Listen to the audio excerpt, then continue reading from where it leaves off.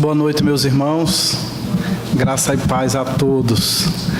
Eu acredito que, como sempre, nessas últimas aulas, nós estamos aqui com aquelas pessoas que são alunas também do curso de novos membros, não é isso? Vamos então orar para que vocês possam se dirigir para a sala de vocês. Ó Pai querido, nós te agradecemos porque mais um semestre o Senhor permite-nos receber novos membros nessa igreja. E nós queremos agradecer ao Senhor pelo crescimento extraordinário que o Senhor tem nos dado nesses últimos anos. Que não seja, Pai, que não seja um crescimento apenas numérico, mas que seja um crescimento espiritual para essa igreja. Que sejamos mais santos, piedosos, zelosos, missionais. Que essa igreja possa crescer em todos os aspectos que o Senhor espera que ela cresça. E que não seja para a nossa glória, Deus, mas que seja para a Tua glória. Abençoa, Deus, esses nossos irmãos, que hoje eles sejam instruídos pelo Senhor mais uma vez. Nós te pedimos assim em nome de Cristo. Amém. Então, vocês que são da sala de novos membros já podem se dirigir. Vocês hoje vão ter aula com o pastor Renan. Ok? E nós que aqui ficamos, vamos então começar um novo assunto hoje. Vocês devem lembrar bem que desde o início do ano, nós temos aqui então percorrido as principais doutrinas bíblicas. E estamos chegando ao fim, realmente. Quando você pensa na série de doutrinas bíblicas que se estuda de uma forma geral dentro da teologia sistemática, nós estamos hoje adentrando na penúltima doutrina, a doutrina da igreja.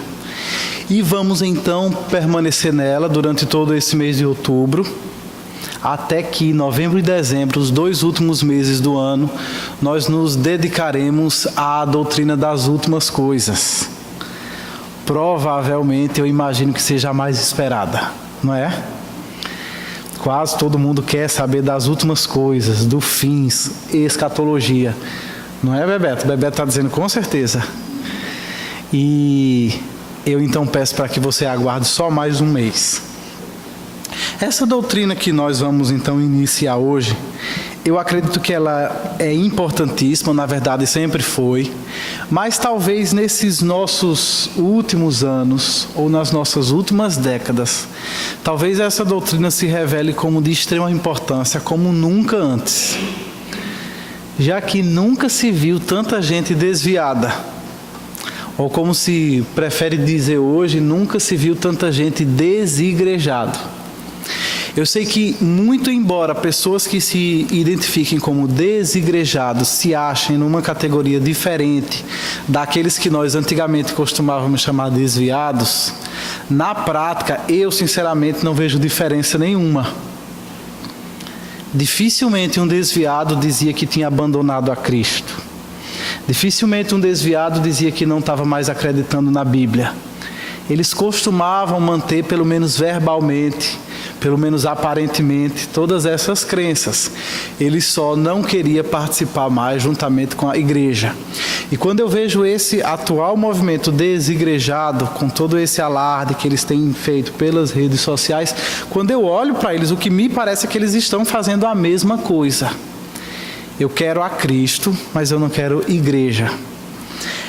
O fato é, essas pessoas e nós também precisamos entender biblicamente se é possível ter a Cristo ao mesmo tempo em que você rejeita o corpo de Cristo, que é a igreja. Se é possível, biblicamente falando, você fazer uma opção onde você deseja ter Cristo o cabeça, mas ao mesmo tempo você não quer participar do corpo que está ligado a essa cabeça. Biblicamente, eu adianto, isso não tem sentido nenhum. É um pacote fechado. Ou você compra tudo, ou você fica sem nada. E aqui eu trago para vocês, no início dessa aula, uma definição de Wayne Grudem sobre o que é igreja. Afinal de contas, corremos o risco de estar aqui falando durante algum tempo discorrendo sobre esse tema. E, ao mesmo tempo, muitos de vocês podem estar pensando coisas diferentes a partir da palavra igreja. Alguém pode pensar a igreja como um templo. Alguém pode pensar a igreja como uma denominação. Alguém pode pensar a igreja estritamente como uma igreja local. E, nesse sentido, eu acho bastante útil começarmos, então, com uma definição bastante básica que diz que a igreja é a comunidade dos cristãos de todos os tempos. Repito, é bem simples, mas é profunda. A igreja é a comunidade dos cristãos de todos os tempos. Então, antes de tudo, a igreja não é um prédio, a igreja não é uma instituição, a igreja não é uma congregação local, a igreja é a comunidade daquelas pessoas que pertencem a Cristo. Não apenas hoje, mas em todos os tempos. E eu creio que uma das perguntas mais importantes, então, nesse debate sobre a importância da igreja, é nós, antes de tudo, respondermos à pergunta: quem finalmente instituiu a igreja? Porque o mundo diz frequentemente que a igreja é uma invenção humana.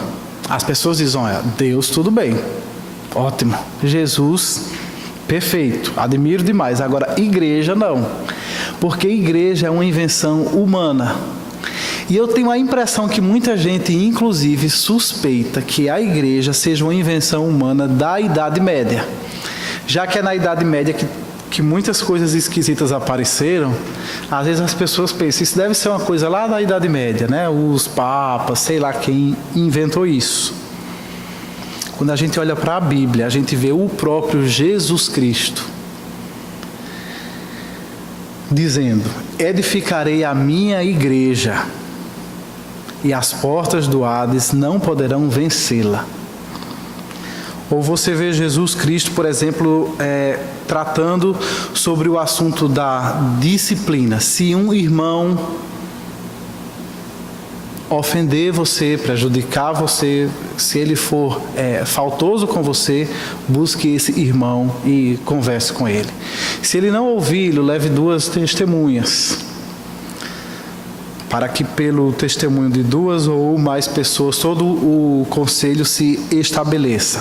E aí, quando chega no versículo 17, Jesus diz: se ele se recusar a ouvi-los, conte à igreja. Jesus, então, não apenas fala da edificação da igreja, mas 2 capítulos depois, Mateus 16, Mateus 18, Jesus já está pressupondo, ou já está levando em consideração a existência de uma igreja organizada a tal ponto que ela possa, inclusive, julgar as questões que se levantam no meio dela. E é justamente por isso que quando a gente chega em Atos capítulo 2, quando você começa a ler acerca do crescimento dessa igreja, o que o texto bíblico diz é que o Senhor lhes acrescentava todos os dias os que iam sendo salvos. O que é que a gente pode ver nesses 3 versículos bíblicos? Mateus 16, 18 nos mostra então que a fundação da igreja não é uma invenção humana. A fundação da igreja é um plano de Cristo. É Ele que está prometendo edificar a sua igreja. Não apenas a origem, mas também a própria organização dessa igreja, a própria regulamentação da igreja é algo cristocêntrico, porque foi o próprio Cristo que a regulamentou. Ele que deu mandamentos, inclusive Cristo governa a sua igreja hoje através da palavra. Então ele não apenas regulamentou a sua igreja no passado, na fundação, mas ele continua trabalhando na organização dessa igreja, à medida que a sua palavra é fielmente pregada no meio dela. Não apenas origem, não apenas organização, mas também o crescimento dessa igreja. Até o crescimento de uma igreja não é, em última análise, uma função humana, é uma função de Cristo. É Cristo que acrescenta à sua igreja todos os dias aqueles que vão sendo salvos. De forma que a gente pode então rebater toda essa acusação do mundo de que a igreja ela é uma instituição de origem humana, com vários textos bíblicos, mas eu acredito que esses 3 já nos são suficientes. É claro que a igreja, em certo sentido, ela é uma instituição humana, sim, já que ela é composta por homens. Ela não é composta apenas por anjos. Não é composta apenas por Deus. Ela é composta por homens. E nesse sentido, óbvio que ela é uma instituição humana. Mas entendamos que esses homens estão não fazendo as suas próprias preferências, dando asas às suas invenções, mas esses homens estão atendendo a uma convocação de Cristo. O propósito já se sabe bem que a palavra igreja, ela é de origem grega e ela significa chamados para fora. Basicamente ela significa congregação, significa assembleia de pessoas que foram chamadas, de pessoas que foram convocadas. Não de pessoas que chamaram a si mesmas, não de pessoas que se voluntariaram, mas pessoas que foram chamadas por Cristo para que elas saíssem do mundo e que pela ordem deles elas fossem separadas para ser alvo da sua salvação e para que essas pessoas fossem também separadas para levar o seu evangelho adiante. Quais seriam então as características da igreja? Bem, tradicionalmente, aí já há muitos séculos, entende-se que existe pelo menos 4 características básicas de uma igreja. Ou seja, são 4 características que precisam ser observadas em qualquer igreja. Seja uma igreja da Idade Média, seja uma igreja contemporânea, seja uma igreja pentecostal, reformada, o que for. Uma igreja, se ela é uma igreja de Cristo mesmo, e não apenas dos homens, ela precisa esboçar pelo menos essas 4 características básicas, que é una, santa, católica e apostólica. E aqui a gente vai ver detalhes sobre cada uma delas. Característica número 1, a igreja do Senhor Jesus Cristo é una. Ou seja, ela é uma só. Ela forma uma unidade e essa unidade é indivisível. Obviamente que enquanto homens costumamos dividir essa igreja de Cristo em denominações, em épocas, estilos, preferências, doutrinas. Mas quando você olha essa igreja de Deus dentro do seu plano redentivo, ela é indivisível. Ela é uma igreja só. Paulo, escrevendo sobre essa igreja, diz que há um só corpo e um só Espírito, assim como a esperança para a qual vocês foram chamados é uma só. Há um só Senhor, uma só fé, um só batismo, um só Deus e Pai de todos, que é sobre todos, por meio de todos e em todos. E de repente fosse bem óbvio, para que a gente entendesse que a igreja ela é uma só, e ela realmente precisa ser uma só, já que ela tem a Cristo como seu cabeça. E, portanto, não dá para você ter muitos corpos, corpos unidos a uma cabeça só. Há um só cabeça, é Cristo, e por causa disso é óbvio que há também um só corpo. E aqui a gente precisa parar para pensar algumas coisas. Alguns crentes fazem uma distinção entre o povo de Deus no Antigo Testamento e o povo de Deus no Novo Testamento, como se fossem povos diferentes, como se eles compusessem de alguma forma uma igreja diferente, uma igreja que tem formas diferentes, uma igreja que tem vida, dinâmica, natureza completamente diferente. E biblicamente isso não existe. Ainda que de fato você observa diferenças externas significativas na prática do antigo para a prática do novo, na essência, segundo a Bíblia, trata-se do mesmo povo de Deus. Crentes do Antigo Testamento, crentes do Novo Testamento, todos eles formam a mesma igreja do Senhor. existe uma forma de doutrina chamada dispensacionalismo, que ela faz oficialmente essa divisão. Eles dizem, olha, Israel é uma coisa e o plano de Deus para eles é um. A igreja é outra coisa e o plano de Deus para eles é outro, completamente outro. Como se Deus tivesse plano A e B, ou como se Deus tivesse dois planos redentivos distintos. E biblicamente nós, reformados, não entendemos assim. Nós vemos muito mais continuidade do que descontinuidade entre Antigo e Novo Testamento. E por causa disso entendemos também que aquele povo que você observa no Antigo Testamento, ele é tão igreja quanto aquele povo que você observa no Novo Testamento. Por quê? Porque eles têm um só cabeça. Cristãos do Antigo Testamento, cristãos do Novo Testamento, todos eles, se foram salvos, eles foram salvos por Cristo. Se foram salvos, eles foram salvos pela fé em Cristo. O Antigo Testamento não provê outra forma de salvação que não seja a fé no Messias, à época ainda prometido. Então a única diferença entre você e Moisés é que Moisés cria no Messias que ainda viria, e você hoje crê no Messias que já veio. Mas veja que o objeto de fé, o meio de salvação, é basicamente, é exatamente o mesmo. E por causa disso não faz sentido falar de duas igrejas distintas ou de dois povos distintos. A Bíblia inclusive fala desse povo de Deus que estava no Antigo Testamento, dando a eles o nome de igreja, ou o nome de congregação. Atos capítulo 7, você tem aqui a pregação de Estevão. E ele, falando de Moisés, portanto aqui um personagem do Antigo Testamento, diz: este é aquele Moisés que disse aos israelitas: Deus lhes levantará dentre seus irmãos um profeta como eu. Ele, Moisés, estava na congregação no deserto.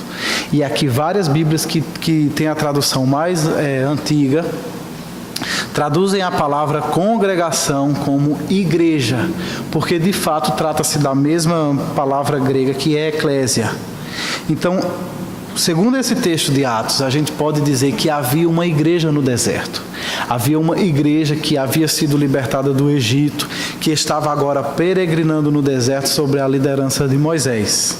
Da mesma forma, por outro lado, várias vezes também, Paulo principalmente vai nos dizer que nós hoje somos o Israel de Deus. Se por um lado eles, hebreus, eram igreja de Deus no deserto, por outro lado nós hoje, gentios, aqui mesmo onde nós estamos, nós somos o Israel de Deus, nós somos o povo de Deus.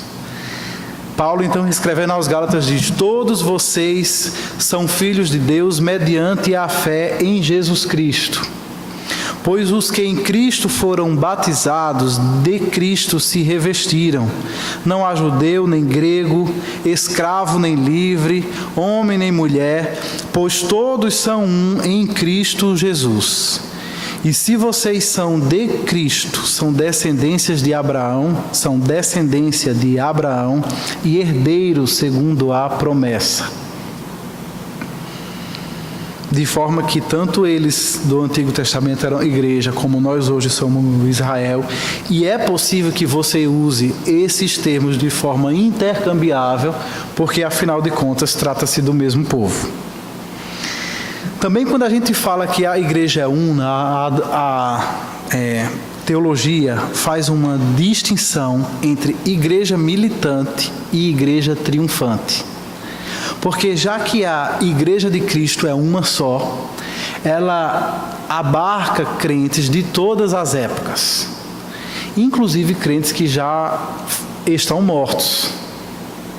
Por causa disso, a teologia faz uma diferença entre a igreja militante, que somos nós, que estamos aqui vivos, militando, lutando, batalhando pela fé que de uma vez por todas foi entregue aos santos. Mas nós estamos unidos também a uma igreja formada por pessoas que já morreram e que, portanto, agora na presença de Deus, elas já não estão mais militando, elas já não estão mais pelejando, lutando, elas agora estão desfrutando da presença de Deus, e a teologia identifica esses crentes como a igreja triunfante. Eles já triunfaram sobre a morte através de Cristo Jesus. E a nossa esperança então é que, se Cristo não voltar antes, nós que hoje, que somos igreja militante, um dia também desfrutaremos da presença de Deus como igreja triunfante. Mas esteja você de um lado ou do outro, lembre-se, a igreja de Cristo é uma, tanto aqueles que já dormem em Cristo, quanto aqueles que estão aqui, vivos, lutando pela causa do Evangelho. Todos nós fazemos parte da mesma igreja, estamos unidos pelo mesmo cabeça. Característica número 2, a igreja de Cristo, ela é santa. E aí talvez você pense, não diga uma besteira dessa. É porque você não conhece o irmão que está sentado aqui ao meu lado. Eu conheço ele muito bem e sei que ele não é nada disso que você está aí na frente falando. O que é que a teologia quer dizer quando ela diz que a igreja de Cristo é santa? Primeiramente, precisamos aqui lembrar que, biblicamente falando, a palavra santa tem muito mais a ver com separação do que com perfeição. Então, a igreja de Cristo é formada por aquelas pessoas que foram chamadas do mundo e que, portanto, foram separadas por Ele para a sua obra. Primeiramente para ser alvo da salvação, mas depois para ser portadora também da mensagem do Evangelho. Então, embora a igreja não seja feita de pessoas perfeitas nessa vida, e nunca será nessa vida, a igreja é feita de pessoas que foram salvas por Cristo. E por causa disso, essas pessoas foram então separadas do mundo. Deus olha para elas e Deus vê que há uma distinção. Deus faz distinção entre elas e aquelas pessoas que estão no mundo. A teologia também nos ajuda nesse sentido, quando ela nos lembra que é possível que nós distingamos uma igreja visível, pelo menos conceitualmente, uma igreja visível de uma igreja invisível. Lembre-se que essas distinções que eu estou aqui mostrando, igreja do antigo, igreja do novo, igreja triunfante, militante, visível, invisível, isso são distinções didáticas da teologia, certo? Elas não existem propriamente, já que a igreja de Cristo mesmo é uma só. Óbvio é que essas distinções elas não existem propriamente, elas são elaborações da teologia para que didaticamente entendamos melhor aspectos diferentes dentro da mesma igreja. Então não são igrejas diferentes, mas são aspectos diferentes dentro de uma igreja que é uma só. Então você tem, por um lado, uma igreja visível. A igreja visível é composta de todos aqueles que fizeram uma profissão de fé e que disseram, declararam, confessaram que são seguidoras de Cristo, juntamente com os seus filhos. A gente não sabe medir até que ponto elas estão sendo sinceras ou não. A gente ouve o testemunho delas e a gente acredita de boa fé no testemunho delas, mas só Deus sabe se elas são pessoas de fato, regeneradas ou não. Então a gente poderia dizer que a igreja visível é a igreja do ponto de vista humano. A gente chega aqui no domingo e vê essa igreja lotada e diz, olha que igreja bonita. É a igreja visível. Deus conhece os que lhes pertencem. Nós não conhecemos. Deus sabe. Esses que só Deus sabe é o que a teologia chama de igreja invisível. Ela é invisível aos nossos olhos, mas Deus a vê perfeitamente. Ele sabe quem de fato pertence a Ele. E é justamente por causa dessa diferença didática que há entre igreja visível e invisível, que muitas vezes a igreja parece estar muito longe de ser santa. É porque, pelo menos no nível visível, do nosso ponto de vista humano, ela é composta por pessoas que são crentes de verdade, mas também por pessoas que, se dizendo crentes, não são. E justamente esses acabam causando muito prejuízo à causa do Evangelho e acaba denegrindo muito a imagem externa da Igreja de Cristo. Existe uma parábola que eu acredito retrata isso muito bem. Jesus diz assim: o reino dos céus é como um homem que semeou boa semente em seu campo. Mas enquanto todos dormiam, veio o seu inimigo e semeou o joio no meio do trigo e se foi. Quando o trigo brotou e formou espigas, o joio também apareceu. Os servos do dono do campo dirigiram-se a ele e disseram: o Senhor não semeou boa semente em seu campo? Então, de onde veio o joio? Um inimigo fez isso, respondeu ele. Os servos lhe perguntaram: o Senhor quer que vamos tirá-los? Ele respondeu: não, porque ao tirar o joio, vocês poderão arrancar com ele o trigo. Deixem que cresçam juntos até a colheita. Meus irmãos, não seria tão bom se a Igreja de Cristo fosse feita tão somente por aqueles que de fato são seguidores, genuínos de Cristo? Quantos problemas evitaríamos se em nosso meio não tivesse pessoas que não são trigo, mas que são joio? Ficaria monótono, irmão Cláudio? Pacífico demais, né? A gente evitaria tanto desgaste, a gente evitaria tanta mágoa, a gente evitaria tanta gente traumatizada, tanta gente querendo sair pela janela da igreja fora, porque não aguenta a bagunça que o joio faz, o prejuízo que o joio causa dentro da igreja de Cristo. E embora a nossa vontade seja essa, e essa vontade não é novidade nenhuma, vocês viram na parábola contada, quando as pessoas perceberam que havia joio misturado no meio do trigo, eles se voluntariaram imediatamente. O Senhor quer que arranquemos o joio. Estavam doidos, para tirar o joio no meio do trigo. E aí o Senhor diz: não, porque nós hoje não temos condições de separar o joio do trigo. Nós não sabemos quem é joio, não sabemos quem é trigo. E muitas vezes, inclusive, quem é joio hoje, amanhã, pela graça de Deus, pode vir a ser transformado em trigo. Então seria muito temerário, Seria muito temerário que nós hoje quiséssemos fazer a separação. Nós simplesmente não temos prerrogativas para isso e não temos sequer a condição de fazer isso. Caso nós tentássemos fazer isso, causaríamos mais dano do que lucro. Portanto, tenha em mente isso. A Igreja de Cristo é santa, embora visivelmente haja no meio delas muitas pessoas que são, na verdade, ímpias. Pessoas que não nasceram de novo, pessoas que não são filhos de Deus, pessoas que são filhos das trevas ainda.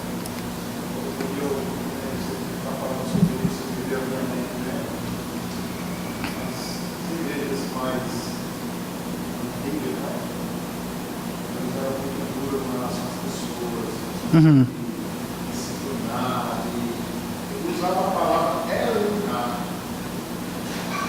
Isso causava muitas transtornos para famílias, às vezes sair da igreja, se desviavam. Sim. Era muito dura nesse sentido. Não observava esse sentido, não.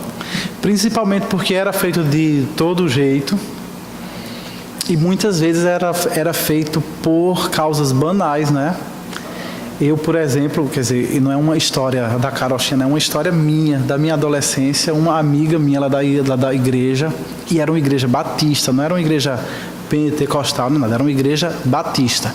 E eu lembro que ela foi disciplinada porque ela fez a sobrancelha. Não é? Não faz muito tempo, a minha irmã de uma igreja batista também foi disciplinada porque foi a um show de Kleber Lucas. E era inclusive na época que ele estava melhor. Não era hoje não, era na época que ele ainda estava mais aprumadinho, né? Então era realmente uma tentativa equivocada de separar o joio do trigo, no momento da história em que a gente não tem condições de fazer isso. A gente não tem condições mesmo de fazer isso. Eu não estou querendo dizer com isso que a disciplina não deva ser aplicada. A disciplina deve ser aplicada sim, mas deve haver, né, critérios, sabedoria, respaldo bíblico e misericórdia, né? Acima de tudo. Esticando a corda da misericórdia ao máximo, né? É. Verdade.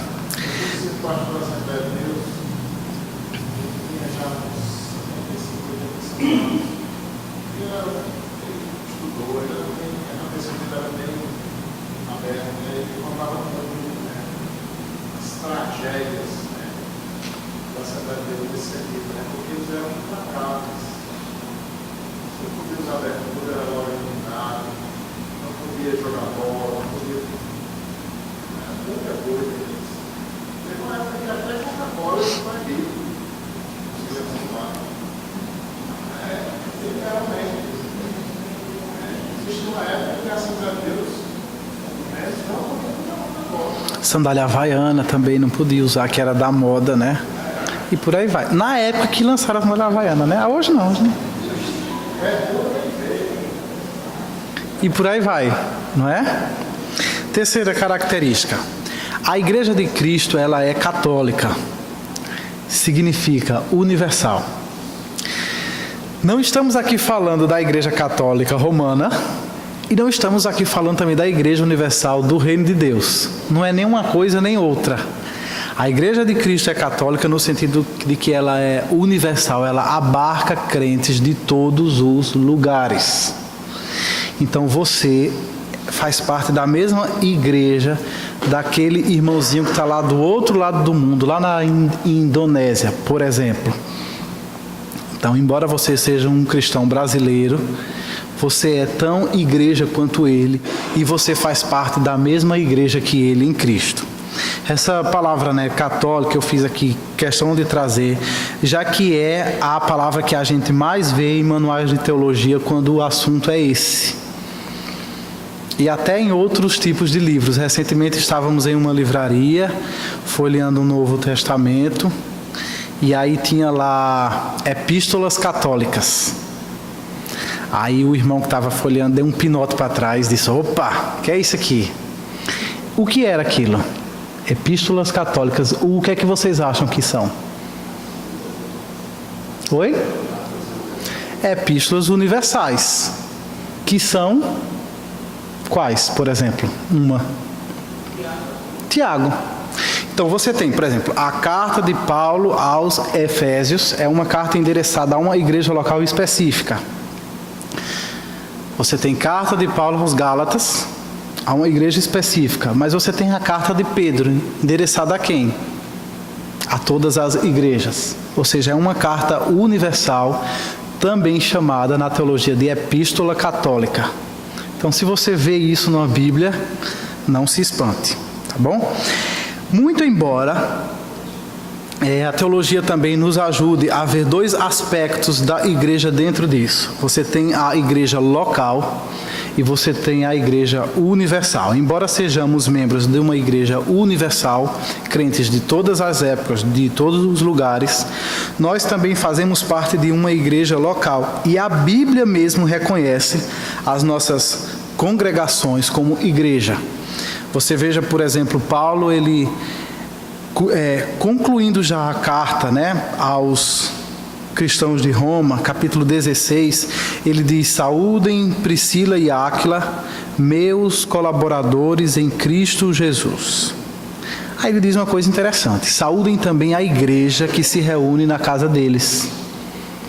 Nós não sabemos quantos eram, se eram poucos, se eram muitos, mas temos aqui Paulo reconhecendo que aquele grupo de irmãos formava uma igreja. Ou às vezes você vê Paulo, por exemplo, declarando: Cristo amou a igreja e entregou-se a si mesmo por ela. Aqui não é uma congregação local específica, aqui é a soma de todas as congregações. Aqui nós temos a igreja universal mesmo. Às vezes, por exemplo, você vê Paulo escrevendo carta de Paulo à igreja que está em Colossos.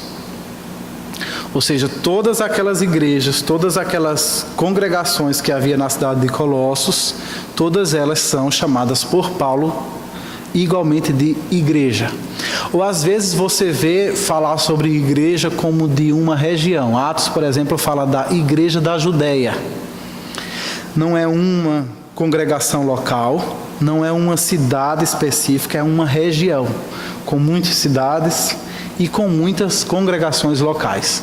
Ou seja, desde um grupo pequeno, um grupo de igrejas numa cidade, um grupo de igrejas numa determinada, região, estado, ou as igrejas todas, do universo todas elas são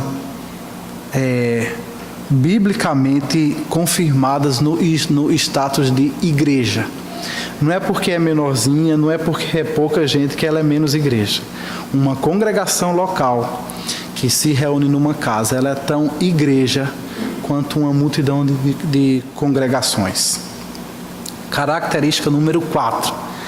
A igreja de Cristo, ela é apostólica. Com isso, nós estamos aqui pensando no fato de que, se é igreja de Cristo, ela precisa funcionar fundamentada no ensino dos apóstolos.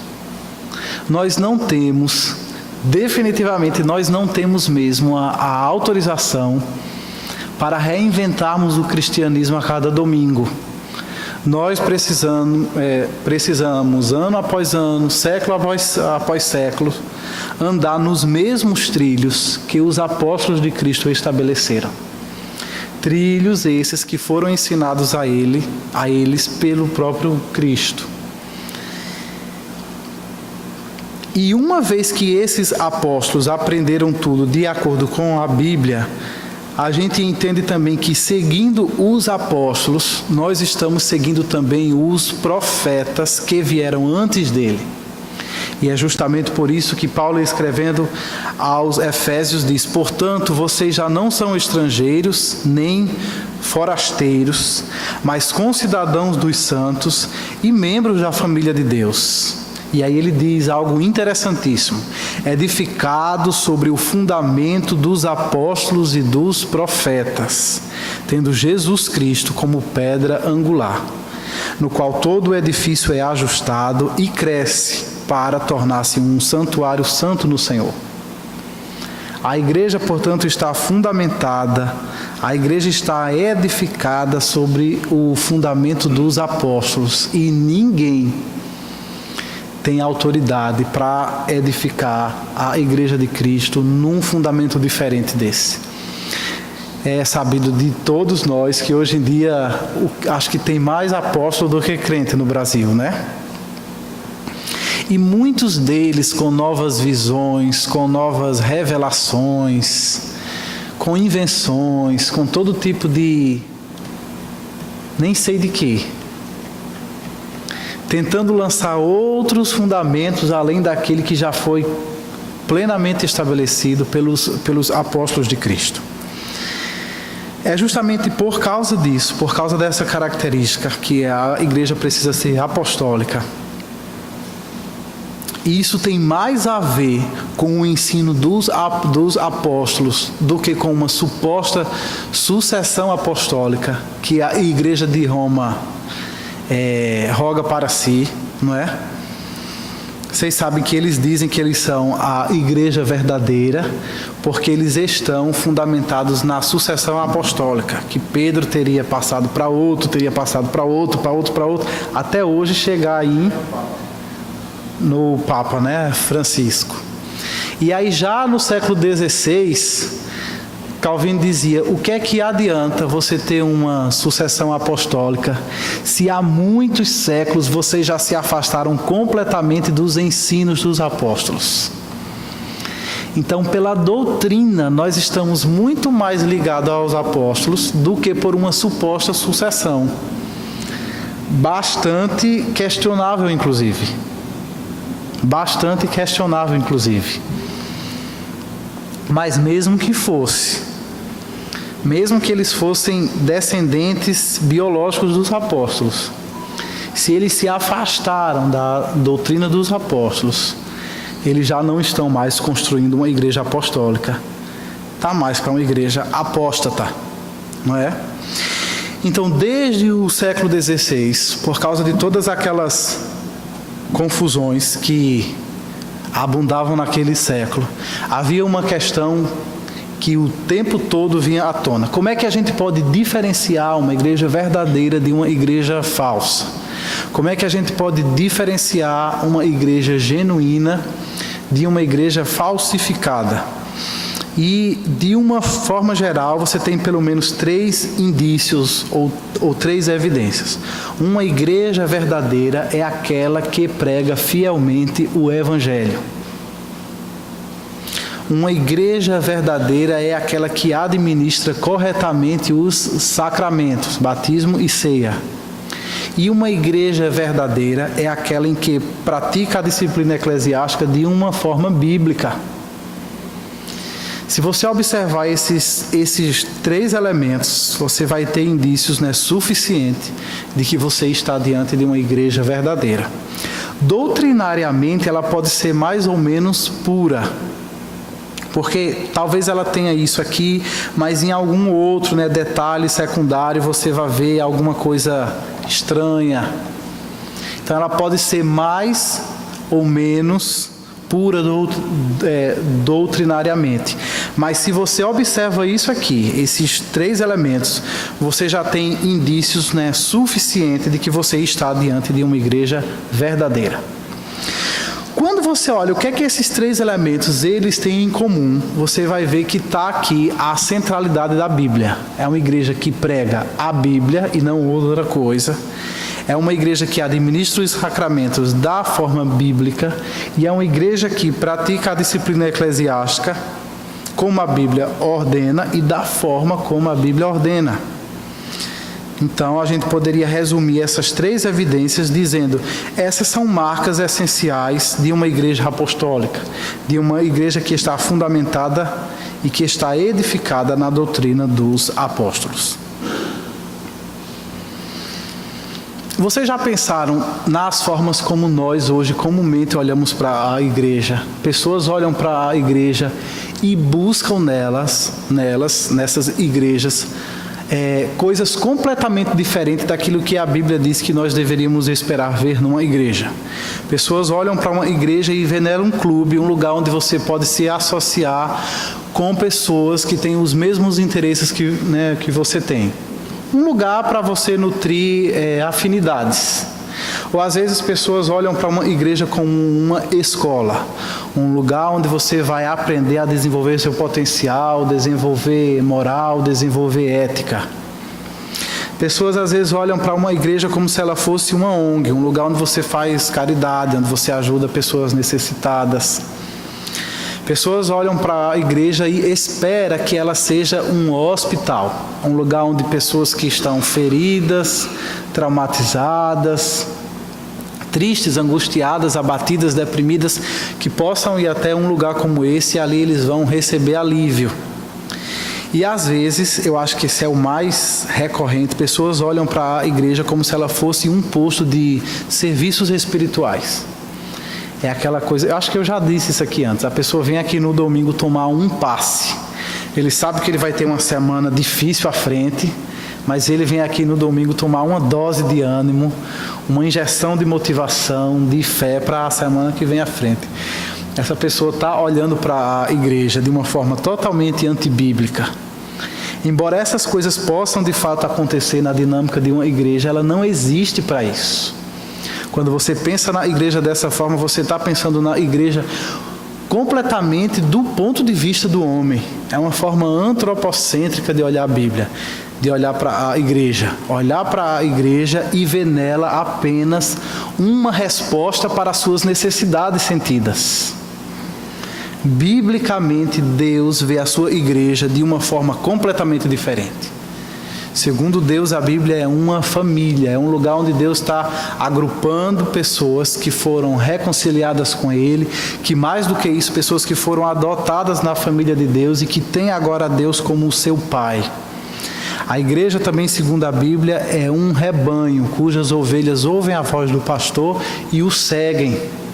A igreja, segundo a Bíblia, é uma lavoura, é onde Deus está cultivando, onde Deus está investindo para que a parte dela apareçam frutos que também, por sua vez, glorifiquem a Deus. A igreja é um templo onde cristãos funcionam como pedras vivas que vão se unindo um ao outro na formação de um santuário dedicado ao Senhor. E a igreja também, do ponto de vista de Deus, segundo a Bíblia, é um corpo, onde diversos membros, diversos órgãos, cada um com as suas funções diferentes, peculiares, mas que estão todos unidos e estão todos ligados a Cristo, que é cabeça desse corpo. Observe que, de uma perspectiva antropocêntrica para uma outra perspectiva teocêntrica, a diferença básica que você tem em um e outro é porque, na perspectiva teocêntrica, o que se destaca não são as necessidades sentidas dos homens. O que se destaca é o plano redentivo de Deus. É Deus que, ao longo dos séculos, está desenvolvendo um plano, redentivo e fazendo que o seu povo, que antes nem era povo, que esse povo, redimido, seja agora família, corpo, rebanho, lavoura e templo. E são essas, então, metáforas, figuras que a Bíblia usa para nos ajudar a entender o que é uma igreja e o que Deus espera que essa igreja seja.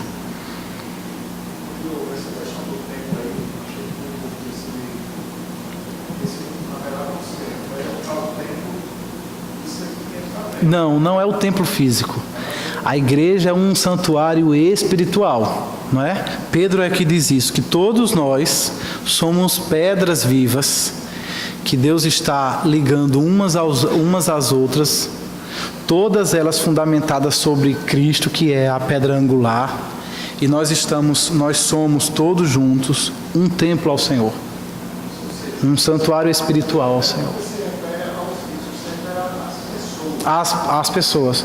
Pode ter templo físico ou não, pode nem ter templo físico, não é? Sim.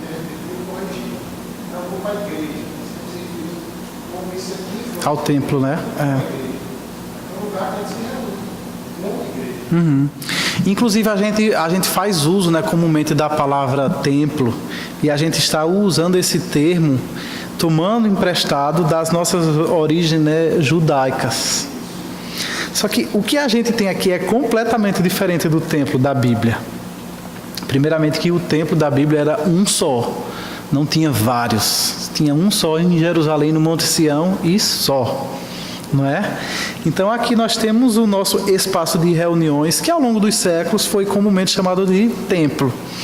Mas tire da sua cabeça qualquer associação desse templo aqui com aquele templo que você lê na Bíblia. Não tem realmente nada a ver.